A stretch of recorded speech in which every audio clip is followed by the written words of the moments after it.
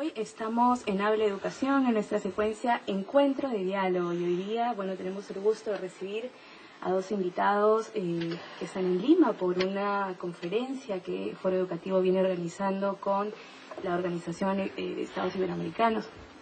Me toca presentarlos. Estamos con Alejandro Álvarez, gallego, el especialista en educación de Colombia, ¿verdad?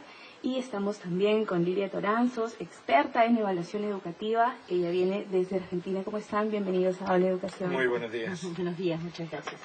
Bien, como ya les decía, ellos están visitando Lima con motivo del Coloquio Internacional sobre Desarrollo Docente y la Carrera Magisterial. Y están aquí en Lima justo en un momento muy importante para el sector de educación en nuestro país, puesto que estamos a punto de debatir una ley que marcaría un cambio para nuestros docentes, ¿no? Y están aquí para compartir algunas reflexiones acerca del docente peruano, de esta ley, de la carrera magisterial y, por supuesto, del docente en América Latina también, ¿verdad?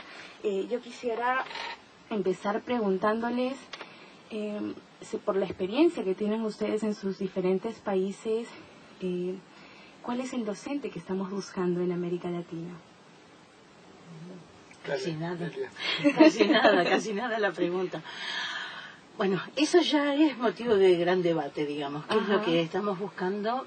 Porque, digamos, en términos generales, en la agenda educativa de la mayoría de los países encontramos desde hace bastante tiempo una preocupación por los temas de calidad, la preocupación por los temas de calidad educativa en general remiten con mucha frecuencia al tema de, necesitamos buenos docentes, necesitamos docentes con buenas prácticas vinculadas con la enseñanza y por lo tanto esto se supone que redundará en mejora del sistema educativo. El tema es que la definición de buen docente es una definición sumamente compleja y que en general, digamos, no puede no puede dejar de tenerse en cuenta, mejor dicho, toda la complejidad que hoy significa la estructura del sistema educativo. Un sistema educativo en la región que va ampliándose, que va incorporando en muchos casos nuevas poblaciones, que va generando, digamos, aulas progresivamente más heterogéneas y frente a las cuales el docente también tiene como nuevas demandas. En ese sentido, la idea de buen docente no es solamente, a mi criterio, un docente que esté bien formado, que se desempeñe de acuerdo a determinados criterios establecidos, sino también es un docente que pueda tener, a mi criterio, una práctica reflexiva y que esa reflexión no deje de estar situada en un contexto determinado y en un marco institucional en el que desarrolla su tarea. A mí me parece que una de las grandes dificultades que hemos tenido por años en América Latina es considerar la problemática vinculada con el docente como una problemática que es de carácter individual, sin tener en cuenta que toda la tarea del docente es una práctica colectiva, digamos, es una práctica social que se da, que es básicamente colectiva y que se da en un determinado contexto y en un marco institucional muy particular, como es la escuela, y la escuela dentro del sistema educativo. Entonces creo que la consideración de qué docente es el que buscamos, básicamente es un docente que en principio pueda tomar bajo su dominio, digamos, los hilos que significan esta cuestión de una práctica reflexiva, de carácter social, contextualizada, además de que tenga, por supuesto, muy buena formación y demás, pero esto hace, digamos, a la complejidad. Por eso, insisto, creo que uno de los problemas que por un tiempo hemos tenido es intentar plantear, digamos, como que el problema del docente era un problema del individuo que se formaba mejor o peor, digamos, o que se desempeñaba mejor o peor como si fuera una cuestión absolutamente voluntaria de cada una de las personas. Y en realidad creo que lo que hace falta en principio es poder considerar un marco más complejo de esta práctica. Yo comparto ese punto de vista, pero en Colombia y creo que en América Latina venimos de yo creo que hoy hay un consenso en que el maestro es un sujeto fundamental para pensar las buenas prácticas y mejorar la calidad y todo eso. Es decir, Pero venimos de unos años en los que, un par de décadas en los que se creía lo contrario, que casi que las políticas educativas, las reformas venían buscando mecanismos que permitieran mejorar la calidad y resolver el problema de la enseñanza y las buenas prácticas y el aprendizaje, pero casi nosotros lo llamábamos en los años 70 y 80, era como currículos y reformas a prueba de maestros, era tecnología educativa, materiales educativos, diseño instruccional, todo para garantizar que mejoraran, pero donde los maestros se instrumentalizaba su práctica, su quehacer, es decir, que el maestro pudiera seguir lineamientos, guías muy inductivas, muy apegadas a la letra, para que él tuviera que pensar lo menos posible, pudiera actuar lo menos posible, y el currículo lo hiciera todo, la tecnología lo hiciera todo, las guías. Eso, digamos, hoy ya hay un consenso en que el maestro es fundamental, es decir, que el maestro tiene que ser un profesional, tiene que ser un intelectual, tiene tener una capacidad reflexiva importante, tiene que tener un soporte. Nosotros hablamos del saber pedagógico, y eso en Colombia la experiencia es interesante porque el consenso es a nivel internacional por muchas razones, pero en Colombia jugó un papel muy importante el magisterio mismo, es decir, un magisterio que con una dirigencia sindical que supo ponerse como en la tarea de la reflexión pedagógica como movimiento cultural, más que gremial, más que la cosa salarial, etcétera, que fue muy importante para ganar estabilidad y ganar profesionalismo, pero apuntaron a un proyecto cultural y pedagógico. De ahí venimos. Ahora, los últimos años ha venido siendo recortada esta posibilidad otra vez. Y yo creo que la discusión hoy sobre la evaluación de desempeño en Colombia es así. Entiendo que aquí en Perú el proyecto que está en discusión está buscando, en aras de ganar en la meritocracia, criterios técnicos y académicos para el ascenso o para la estabilidad. Está hablando de una evaluación. Pero ese es un punto muy crítico en Colombia. Esa evaluación ha habido mucha resistencia también del magisterio, porque a veces esa evaluación lo que está haciendo es quitándole autonomía intelectual al maestro, y ese es un punto delicado. Ahí es donde yo creo que debemos discutir entre experiencias de varios países, a ver cómo apuntamos a una evaluación que no le niegue y no le quite y no le disminuya la autonomía intelectual. ¿Cómo hacer? ¿Cómo llegamos a que el docente sea parte de lo que queremos como educación de calidad y que se vea reflejado en los aprendizajes, que es todo lo que todos queremos, ¿no?, de nuestros chicos? ¿Cómo llegamos a eso? Creo que en ese sentido, anteriormente Alejandro puso un elemento clave, digamos. En la medida en que el diseño de las políticas educativas ubiquen efectivamente, digamos, al docente en el centro, me parece que es como el primer paso para abrir sobre todo un espacio importante de diálogo y de construcción de consenso alrededor de estas cuestiones, digamos. Es cierto que hemos pasado durante muchos años en donde las políticas educativas en realidad se planteaban con más fuerza, menos fuerza, con más recursos, menos recursos, pero como en contra de, digamos, como si estuviéramos como en veredas separadas, digamos, quienes diseñan la política y los docentes, que su mayor valor en algún punto, su mayor fortaleza estaba en resistir con distintas modalidades, o resistir abiertamente o transformar esas nuevas iniciativas a las prácticas más o menos conocidas, intentando que las cuestiones se modifiquen lo menos posible, digamos. Pero siempre manteniendo, digamos, como esta tensión de políticas versus actor educativo, digamos. Cuando uno piensa en colocar al docente en el centro, digamos, de la construcción de un conjunto de políticas, efectivamente lo que se está planteando es en un diseño diferente, en un diseño que es a partir del consenso y a partir de la construcción, y en donde las cuestiones, las acciones, las iniciativas derivadas de la política se transformen en herramientas, digamos, lo que creo que no hemos tenido mucha práctica, sino recientemente, en que algunas de las iniciativas se logren traducir efectivamente en herramientas que tienden a mejorar no solo la calidad de los aprendizajes, las prácticas dentro del aula, sino el propio trabajo del docente, digamos. En la medida en que los docentes no logren interiorizarse suficientemente de cómo esto se puede transformar en una herramienta que puede hacer de su tarea una tarea mejor, digamos, y diseñar, digamos, en conjunto este camino hacia un mayor profesionalismo, hacia una producción de conocimiento que valore efectivamente el saber pedagógico, una reflexión en estos términos. Es difícil que los docentes se sientan parte, digamos, porque es cierto, hemos pasado muchos años en que esto es como Alejandro decía, a prueba de docentes y en algunos casos directamente en contra, en donde la atención está a ver si yo puedo, yo gobierno o diseñador de políticas, insisto y tengo la fuerza suficiente para quebrar la muñeca y terminan aceptándolo los docentes. Y finalmente lo que digamos, la reflexión penosa que se termina produciendo es, bueno, las gestiones políticas, las iniciativas circulan, pasan, cambian de gestión y finalmente los docentes y los alumnos son los que están yendo todos los días a la escuela y son los que sostienen el sistema educativo, con lo cual, digamos, es mucho más, si nada pasa,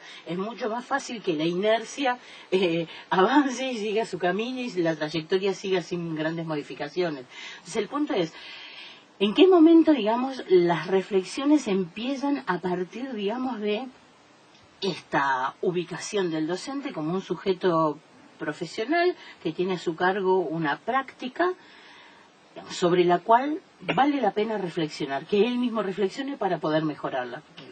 Porque si no parece que pensáramos, no, los docentes no quieren mejorar. No es cierto que los docentes no quieren mejorar. Cualquiera quiere mejorar su desempeño, cualquiera quiere crecer en su carrera profesional. Digamos, esto es connatural de cualquier profesional, digamos. Cualquiera también quiere que su trabajo esté acorde o que su remuneración esté acorde de su trabajo. Digamos, esto forma parte de las demandas clásicas. El punto es que no aparezca esta tensión, digamos, que el espacio de diálogo haga poner a todos las cabezas pensantes como del mismo lado, reflexivas del mismo lado, que sea a favor de, digamos, y no a ver cuánto resisto. Yo complementaría, es que esto viene de una historia reciente complicada. Recordémonos que el Banco Mundial dijo alguna vez que la calidad se resolvía interviniendo unos factores y definió que un factor eran los textos, que otro factor era la infraestructura y que otro factor era el maestro. Entonces el maestro se volvió un factor de la calidad. ¿Sí? Y había que intervenirlo, así como había que hacer buenos textos, había que hacer buena infraestructura, había que tener buenos maestros. Pero el maestro era un objeto prácticamente del circuito de la calidad, como se quería. Entonces había que evaluarlo para eso, había que evaluar los textos, etcétera. El currículo mismo entonces se volvió un objeto. Entonces eso es lo que está dando la vuelta. Y decir que el maestro está en el centro no puede ser retórica. No, se vuelve retórica a veces, se vuelve un enunciado casi demagógico, pero no lo estamos haciendo. Yo diría que hay dos cosas que hay que resolver en nuestras leyes y hacerlas prácticas, que son, una, la formación inicial. En nuestras facultades, donde se forman los maestros, o en las normales, en Colombia se forman todavía en las normales los maestros de primaria, en las facultades universitarias de educación los maestros de secundaria. Eso es un problema, que sobre eso habría que mirar. Las experiencias de nuestros países son diferentes. Pero en todo caso, en las facultades hay un vacío, que también es histórico, de pedagogía, entendida como saber que tiene un estatuto teórico suficientemente sólido para que el maestro, cuando pasa por la facultad, el que se forma, adquiera una identidad profesional que le permita, desde ese saber pedagógico, regular su práctica, ¿sí? Con autonomía, es decir, ejercerla. En las facultades nuestras todavía depende mucho de una ciencia, de una disciplina que en la secundaria es la biología, las ciencias o las sociales o en fin, las áreas del currículo, y luego la pedagogía se vuelve una metodología que simplemente pareciera que es como lo que instrumentalmente te permite enseñar esa disciplina. Eso ha despojado al maestro históricamente de la posibilidad de un ejercicio intelectual, de una identidad que se la daría un saber que en las facultades se ha vaciado. Esto tiene unas tradiciones, digamos la tradición francesa se nos metió aquí en América Latina la idea de que las ciencias de la educación la pedagogía es una ciencia más de la educación. Nosotros diríamos más con la tradición alemana, la pedagogía es la ciencia de la educación. Eso en nuestras facultades ha faltado. Y la segunda es la formación permanente. Entonces, la formación permanente está regulada en nuestros países con políticas que buscan capacitar al docente sobre el principio de que está discapacitado. Es decir, que él no salió bien formado, que tiene deficiencias que nosotros tenemos que remediarla, y entonces venga a la academia, otra vez lo reformamos, cuando la misma academia lo malformó, y lo reformamos. No, las estrategias de formación permanente, de formación continua, de formación en ejercicio deben partir, como decía Lilia muy bien, de la posibilidad de que sean los mismos maestros los que reflexionan sobre su práctica. Ella lo dijo, porque ¿quién dijo que no quieren mejorarla? Claro que quieren mejorarla. Tienen iniciativas, a veces no las vemos. Hacen cosas maravillosas, pero a veces silenciosamente. Hacer visible esas experiencias es lo que podría montar un sistema de formación permanente que parte de la confianza en su capacidad intelectual, que surge de la práctica. Eso ya está inventado además y demostrado, que la práctica misma hace al maestro, ¿sí? Pero volver es una reflexión y volver es una experiencia, eso necesita una política. Y eso necesita un principio de confianza. Yo creo que la sociedad tenemos que llegar a un acuerdo, y es confiar en eso, pero tenemos que darle las condiciones para que suceda. Claro. Bien, quisiera que compartan un poco con nosotros el aspecto o el tema del magisterio en sus respectivos países. Bueno, en la Argentina, en realidad, digamos, esta cuestión de cierta desvalorización, digamos, del rol del docente y demás, también es una cosa frecuente, digamos, producto en algunos casos de la tradición de los medios de comunicación o de un conjunto, creo que bastante más complejo de cuestiones. También es cierto que la posición en general del magisterio es, digamos, la estructura en general, mejor dicho, es bastante más compleja. La Argentina, por tratarse de un país federal, en realidad cualquiera de estas situaciones a nosotros se nos multiplican por 24, digamos, porque hay un espacio, la educación básicamente depende de los gobiernos provinciales, el ejercicio concreto, digamos, por lo tanto, tanto la regulación del magisterio, los estatutos, etcétera, etcétera, etcétera, tienen un marco normativo provincial, y de esto tenemos 24 provincias.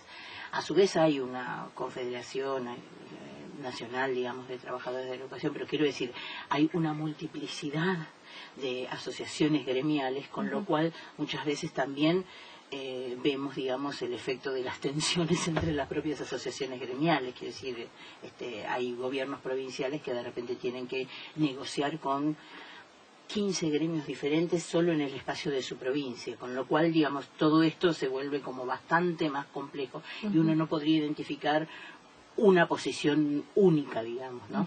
Ni tampoco uno podría decir que todo el conjunto de la masa docente, que es muy grande, está toda incluida en alguna de estas estructuras gremiales, con lo cual, digamos, ahí también aparece por periodos alguna suerte como de crisis de representatividad, digamos, desde las posturas gremiales.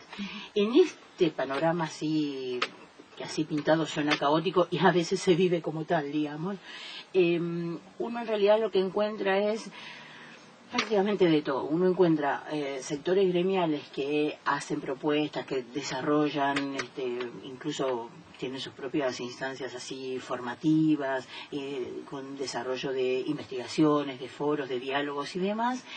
Y también uno encuentra, digamos, sectores en donde todo el tiempo está apareciendo esto que planteábamos antes, digamos, de en contra de, digamos, parece haberse roto, digamos, el puente para generar alguna propuesta de diálogo. Entonces, obviamente la reivindicación salarial sí es algo que está presente, y una suerte, digamos, entre comillas, digamos, como de conservadurismo respecto de la situación existente. Quiero decir, si hoy por hoy la regulación en alguno de estos marcos, la regulación de la carrera docente plantea tales y cuales, lo que se intenta es o mejorar eso o conservarlo, pero no ponerlo a discusión, digamos. Y esto a veces suele ser una posición en algunos puntos un poco intransigente. Entonces, en ese sentido, el panorama, particularmente en la Argentina, es un panorama bastante complejos, no obstante lo cual, digamos, existen experiencias así de diálogos y de trabajo conjunto, pero suele ser como bastante complicado, digamos, ¿no? Entonces, en algunos casos también uno podría decir, bueno, no son suficientemente escuchados, esta cuestión de, digamos, así como hay espacios de diálogo importantes que se abren y que en los que se discute en conjunto, luego aparece esta cuestión de, bueno, esos que están dialogando ahí, exactamente a quiénes del conjunto de todos los docentes representan, ¿no? Entonces esto aparece, digamos, como una situación particularmente compleja. De cualquier manera, las experiencias que ha habido, aunque sean incipientes en algunos casos de trabajo conjunto, yo creo que son las que resultan como más provechosas. Esta cuestión, digamos, de poder generar un espacio de diálogo, autoridades, representantes gremiales y demás, que avancen por sobre los tópicos típicos, digamos. Si vamos a discutir, me descuentan un día, no me descuentan, hicimos una toma, hicimos un digo, que no deja de ser, no dejan de ser importantes, pero no son el eje, no son el nudo, suelen ser el efecto o la coyuntura, digamos. Entonces estos espacios de diálogo han sido muy provechosos. Todavía faltan muchos, por lo menos en lo que a mi país respecta.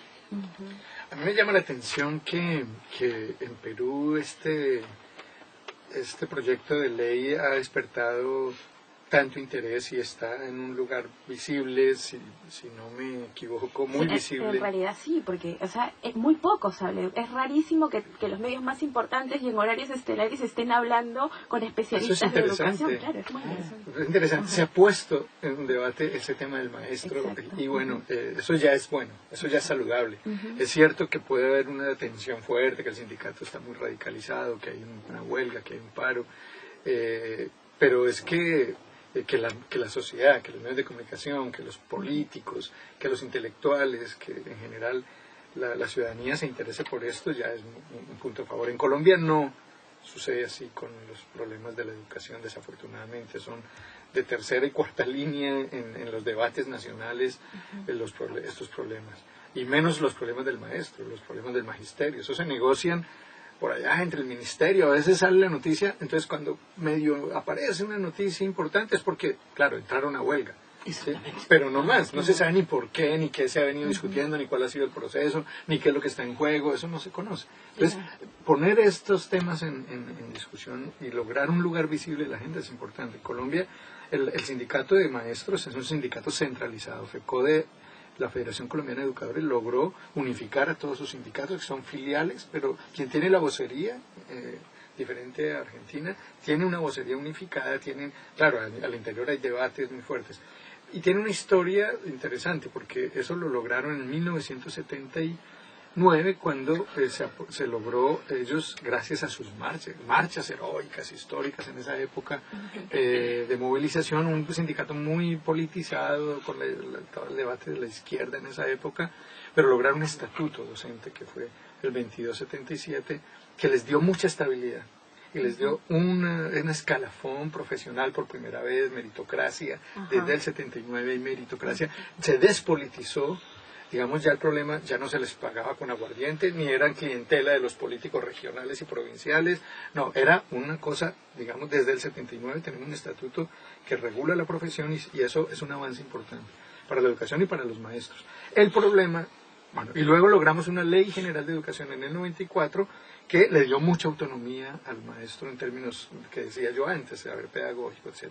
Pero vino una contrarreforma, y en el 2000 se aprobó una ley que no es ley de educación, pero es una ley de transferencias que regula el presupuesto, etcétera, que regula la descentralización, digamos, centralizó de nuevo la educación, le quitó autonomía a los maestros, le quitó autonomía a los colegios en sus proyectos educativos institucionales, y luego vino el nuevo estatuto, que puso un estatuto paralelo al que había antes, como les decía, los maestros están regidos por 2 estatutos, y eso ha sido mortal, durísimo. Y desde entonces, y esa ley de educación, la 715, le quitó la posibilidad de la huelga al maestro, al magisterio. Es decir, como reglamentó la idea del derecho a la educación, entrar en huelga no, es un derecho fundamental, entonces la huelga afecta un derecho que es superior, que es el derecho a la educación de los niños, entonces el maestro.